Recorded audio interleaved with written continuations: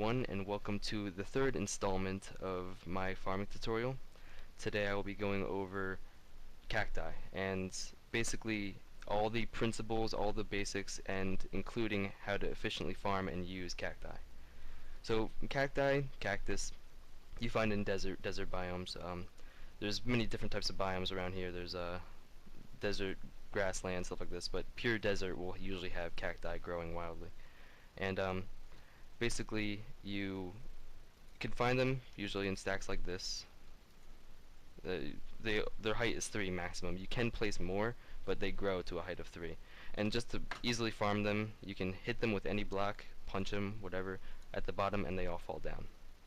So they're very easy to obtain, and once you have at least one, you can grow an unlimited amount. So it's very good for farming, very easy.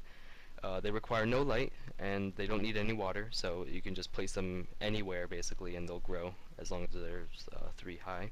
And if you have a shorter amount, if it's 2 high or even not even 2 high, 1 high, they won't grow at all, or they'll just grow up to the maximum height allowed. And I'll get more into that in a couple episodes later and stuff like that. But the basic principles of cacti is basically they do not grow when something's adjacent to them on one of their 4 sides. If you place something there, you see it will pop off. And there is an exception to that. If you have a cacti and if you place something on a corner, any of the corners, it will be perfectly fine. There will be no problems with growing. And you can use this in many different ways. They updated this a while ago just to prevent flooring, like building floors out of cacti, because if you hit cacti, you get hurt, as you can see. And I will go over the warnings and dangers of cacti. But first I'd like to show you some designs over here. Basically, my very most efficient and safe to avoid getting danger is just putting a 3x3 grass block right here and just one in the center. That way you have plenty of space to maneuver, plenty of space to punch and get the cacti down. A more efficient way is to have a 3x3, and this is a compact farm for small areas if you're on a single player. You put one here, here, here, and here. Basically all the opposites so that they're not touching sides. That way you have a maximum of 4 that can grow. There's probably even better. You could do a layout of 5 like this, but of course with that it's a dangerous situation, because if you happen to get stuck, you can get damaged and it can turn out bad. And that's very compact. You can do much bigger farms, you can do much more complicated things, but I'm just going to get into the very basics. And they'll grow kind of slow over time. They're automatic. There's nothing controlling it. It will just randomly grow. And that's it for this schematics. Basically, it's very simple with that. You can do this indoors, outdoors, anywhere. And some of the dangers I will go over in a couple of minutes, but first I'd like to suggest uses. Cacti, as you know, I've showed you, they hurt.